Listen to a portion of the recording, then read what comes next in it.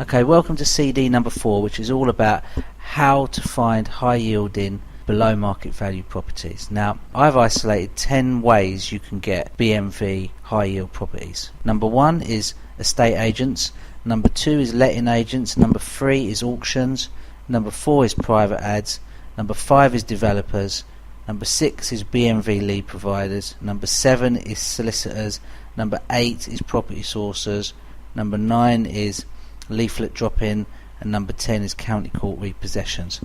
Before we get into the 10 ways of finding properties, I think I want to speak to you about identifying hotspots. Now, those 10 ways of finding properties are all well and good, but you need to, first of all, know where the hotspots are.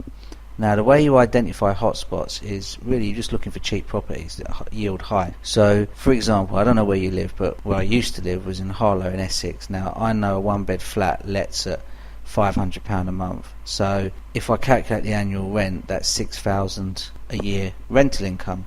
So if I was to see a one bed flat for 60k, I know that it's 10% yield. So if you're particular about where you want to invest, so you only want to invest an hour away from where you live, then what I suggest you do is then go to Rightmove, search, put your hometown where you live, put a 40-mile radius, search and see what comes up, and see those cheap properties, see the stuff that yields 10%. And I've shown you on the previous CD how to calculate yield. So use Rightmove as a tool, and also as you've bought these CDs, you're a member of probably hotspots.net, and we update hotspot areas. There's over 100 hotspots we've identified in the whole of the UK. So you're struggling for ideas, just log on to the site and you'll see the whole list there. But basically you need to apply these 10 sources of property to the areas that you decide that you want to invest in. So first, number 1 is estate agents. Now, I've built my portfolio from buying properties off estate agents. I've built many relationships up with them. They know me, they know what I look for. So my suggestion to you is go to estate agents. I mean, estate agents have the largest amount of properties for sale. So get on their mailing lists, go and visit them, sign up to alerts on Rightmove, Find a Property, Property Finder, go to ukpropertyshop.com and email all the estate agents. Become a nuisance to these estate agents, because they're the ones that get the maximum supply. And I used to work with another guy. He used to own some tanning shops in Scotland, and a lot of the estate agents were female, and he used to treat them to free tanning time in return for getting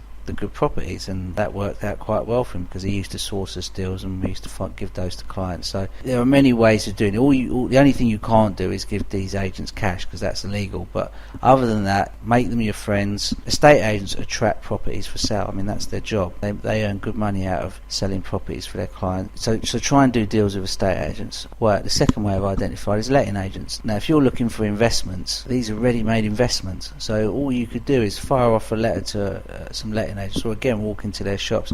There could be a landlord that's retiring, that's just deciding to sell up, or is probably looking to offload part of his portfolio. So you could get yourself a ready-made investment direct from a letting agent. So consider approaching those guys to beef up your portfolio. By auctions, that's my third way of finding deals. Now, I've never bought a property at auction. I've bid at auction, never successfully bought one, but if I was to pass any advice on to anyone buying at auction, is these two things.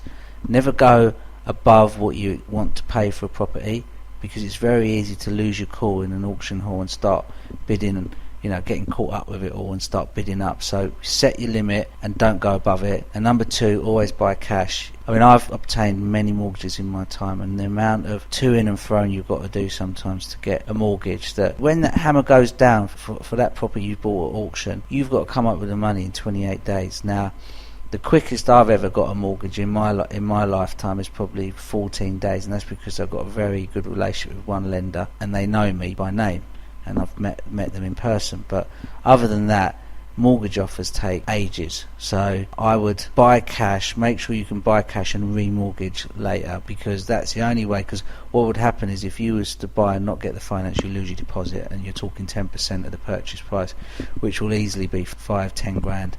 So auctions are a good source of cheap properties. And there's also, I did sign up a few months ago to a thing called Unsold Auction Alerts, which was by EIG, where as soon as an auction has ended, they send to you the unsold lots, and then you can contact the auction and place an offer, but you're not placing an offer under auction conditions. So if you place an offer, they're not going to ask you for a 10% deposit. So if you're a bit nervous about buying at auction, then use that service where it just works like a normal purchase, but you're accessing the stock from the auction. And there are bargains to be had. I mean, I found a property in Blackpool for a client which was about 21 grand, which was really worth about 45. Had to be a cash buy, but we was able to buy under normal purchasing circumstances without the 28-day rule. Okay, number 4 is private ads. Now, you've got local newspapers, you've got sites on the internet, houseladder.co.uk. You've got all these people just not wanting to sell via estate agents because they don't want to pay £2,000-3,000 for the agent to just place an advert on Rightmove. They're people that can just want to sell their house direct, cutting out the middleman like the estate agent. Now, these people just advertise in the local paper or on the internet. So you've got Gumtree as well, you've got Dalton's Weekly, you've got Loot. So there's a whole load of private advertising out there that you can find to see if there people got stuff for sale. So private ads is definitely a good way of sourcing deals. Number 5 is developers. Now, developers are having a bit of a tough time at the minute, and they're looking to offload properties at below market value, because if you're willing to buy more than one, like I've seen developers selling blocks at 50% below market value. So if you've got a buying power of 10, 15, 20 properties at a time and you've got finance for that, then you should be going to developers, and you can find developers that you can either go on Rightmove and search on new property deals. You can look in the big guys like Barratt Homes, Taylor Woodrow. You could write to those, the sales departments, because I was out in Peterborough town centre and I got given a flyer, and there was these 2-bed flats offered to me from a girl just giving me a flyer up in the town.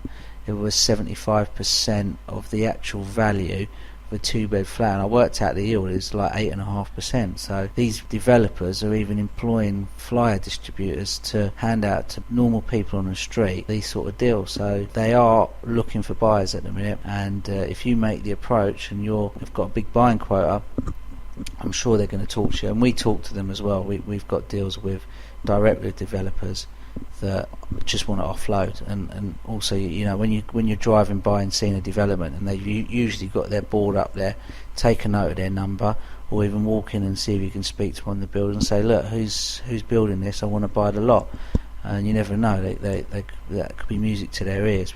Okay, so that's developers. Number 6 is BMV lead providers. Now, you've probably seen the adverts on TV or in back of newspapers where they say, we'll buy your house for cash, we'll make you an offer, and we can pay up to 80% of market value, etc. So what happens is they get these leads. Now, the best of the leads go, because that's what they're fishing out from, but sometimes these sort of leads from desperate buyers who want to sell, they just don't fit the criteria of the person that's placed the ad. So, for example, they may have seen the advert in Leeds, but the buyer only wants to buy in Sheffield. So there'll be a mismatch.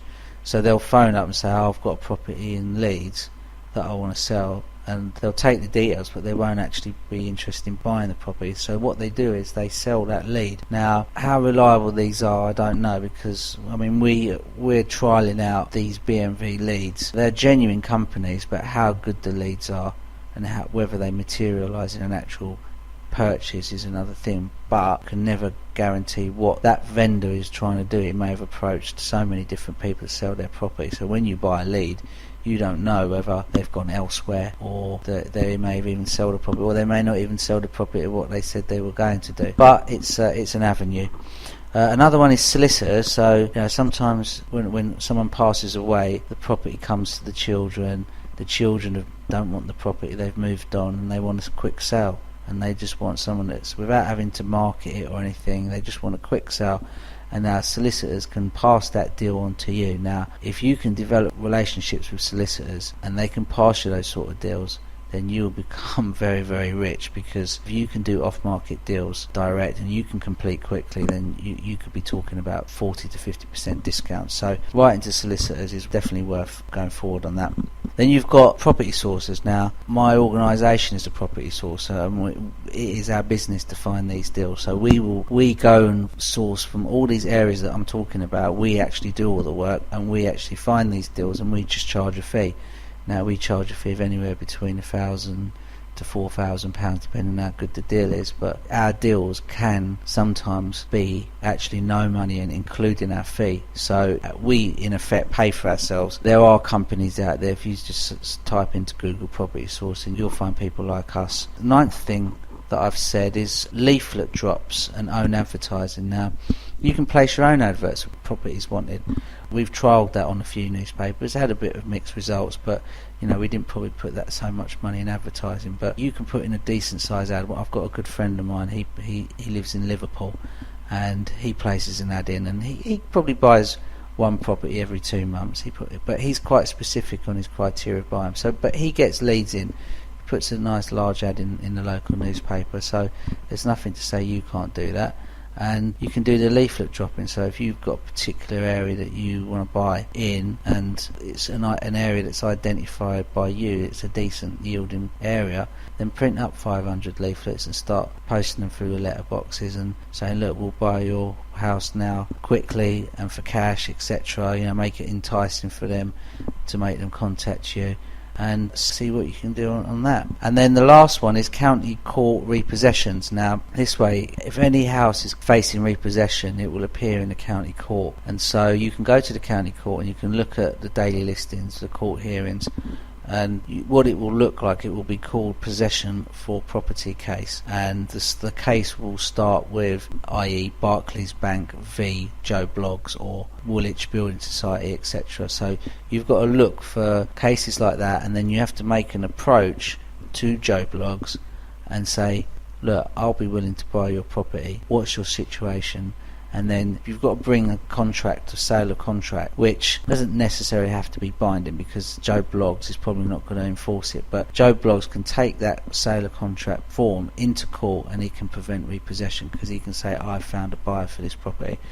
So as long as the price you're paying is above the mortgage that they've got outstanding on the property and it's still a good deal, you can bag yourself a bargain there. Right, now this is the next bit of the CD, which is probably one of the most exciting parts of the whole CD collection, which is all about how to finance your property without a deposit.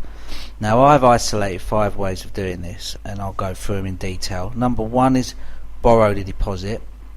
Number 2 is called a closed bridge. Number 3 is option agreements. Number 4 is a bridge deposit, and number 5 is an open bridge. So the first one is borrow deposit, and that's pretty simple. It's what I've been speaking to you about before, about how I started. I just simply borrowed on credit cards, unsecured loans, remortgaged current assets, used overdraft facilities, credit cards, etc. So literally, if you want to buy a property for £50,000, you need to put down a 25% deposit, which is 12.5 grand. You simply go and borrow that money. Now you can, I've spoken to you about that on the previous CD, and you just have to get that money. So essentially, that is a no money down deal because you've borrowed the deposit as well as getting the mortgage. So the total purchase price of £50,000 has been raised, not using any of your funds. So that's the simplest way of buying a property without a deposit. The second one is called a closed bridge. Now, this is all about buying a property cash and then remortgaging it on the same day. It's called a closed bridge. So now don't worry, I say buy the property cash, but you don't have to come up with the cash. So this is how it works. You see a property, you know you can buy it for 75 grand, but it's worth 100 grand.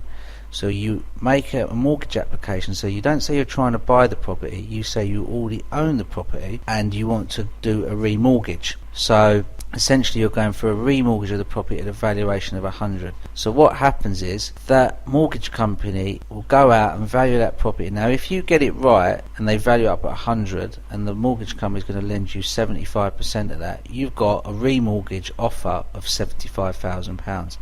Now what happens is that when you buy the property, you'll buy it cash with the solicitor's bridging funds or a third party's bridging funds. So they would lend that 75 to buy that property, and then you can then use that remortgage offer because you now can draw down on those remortgage funds because you already own the property, and the remortgage funds will be 75 grand to pay for the full purchase price of the property. So in effect, you would not have put any money in, and this all hinges on the fact that you found a property that values up at £100,000 and you're only getting it for 75. So that's the tricky bit that you've got to do.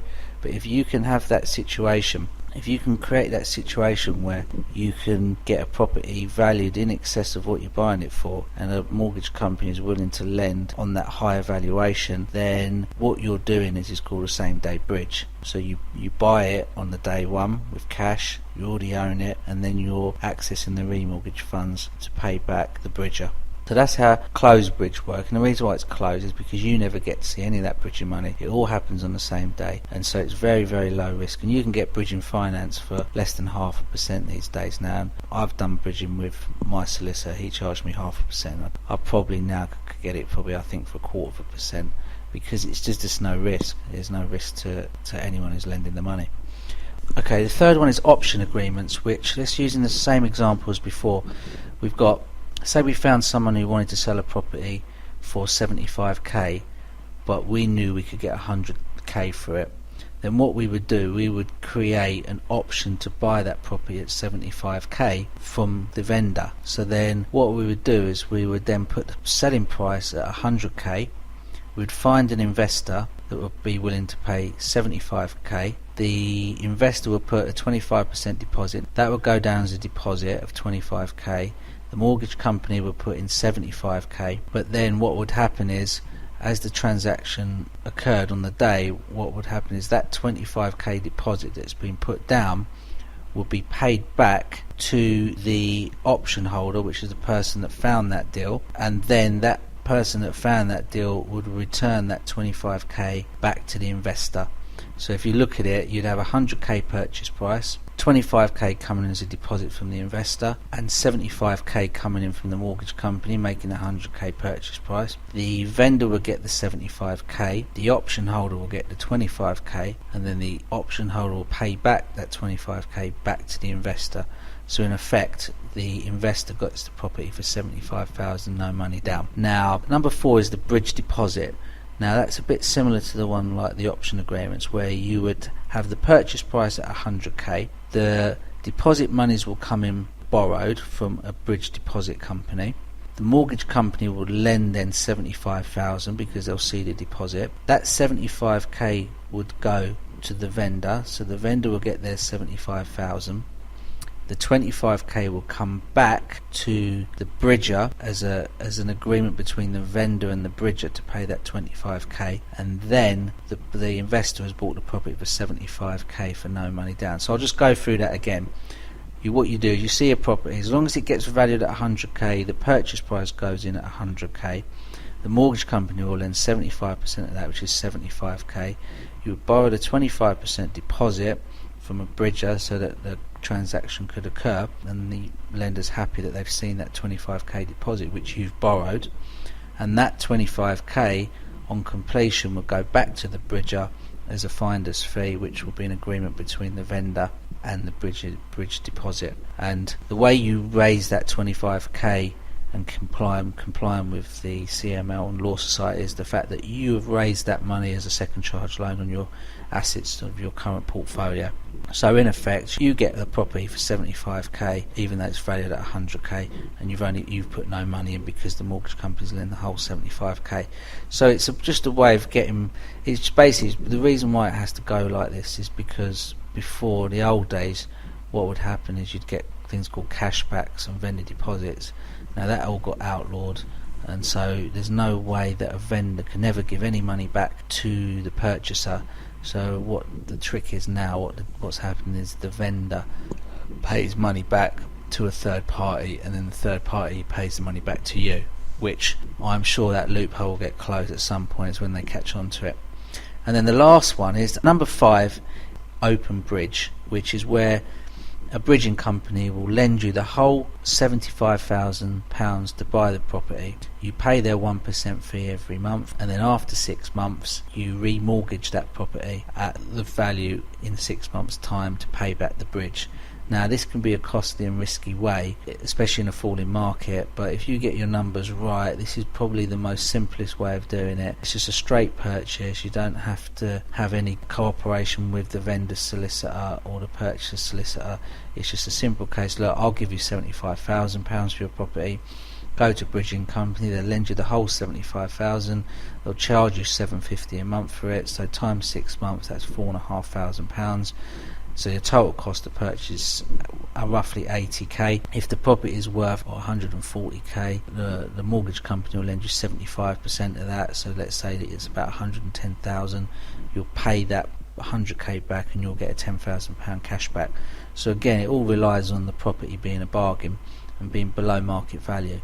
So that's how OpenBridge will work. So there's many ways you can buy properties without any money down, but the key thing is getting that valuation in excess of the actual purchase price, and sometimes getting agreement on the purchase price being set at the higher amount. So really there are many methods there, and each method works well depending on the vendor, depending on how clued up the vendor is and how willing they are to play ball. The way we work, we use the bridge deposit method, which is where we get the property valued up at the 100k, we set the purchase price at 100k, you borrow the deposit, and the deposit comes back to the bridger by way of a finder's fee paid by the vendor, and that means all you ever have to pay for is the bridging fee, which is roughly about £1,000. And so if we find something 25% below market value, all you're having to pay is your bridging fee and your legal fees. If we find something 30% BMV, you're talking that's a true no money down, because that 5% extra covers the bridging fee, legal fees, brokers fees.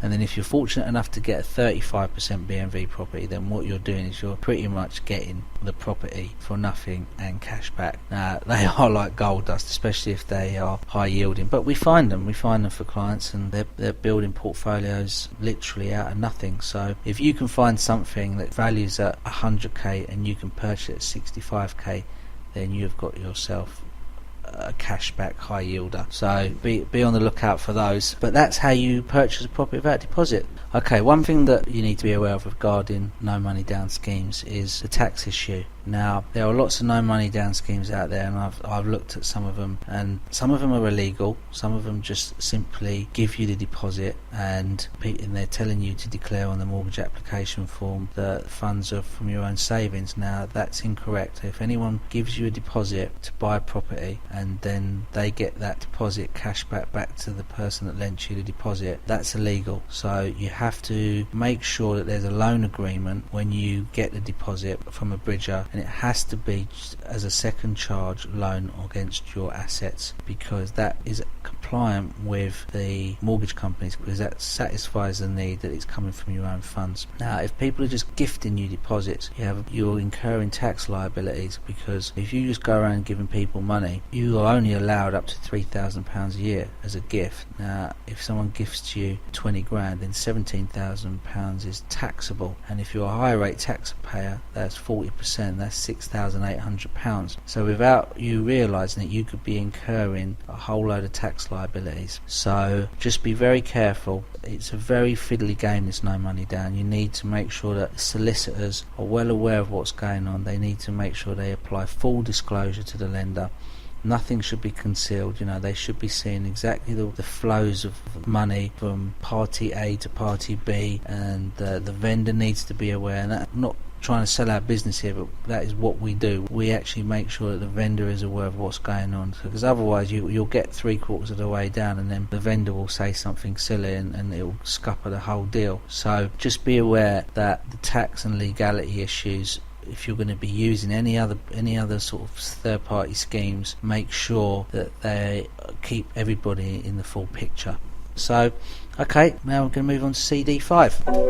Now if you need help building a property portfolio, just give us a call on 0870 990 3205. That's 0870 990 3205.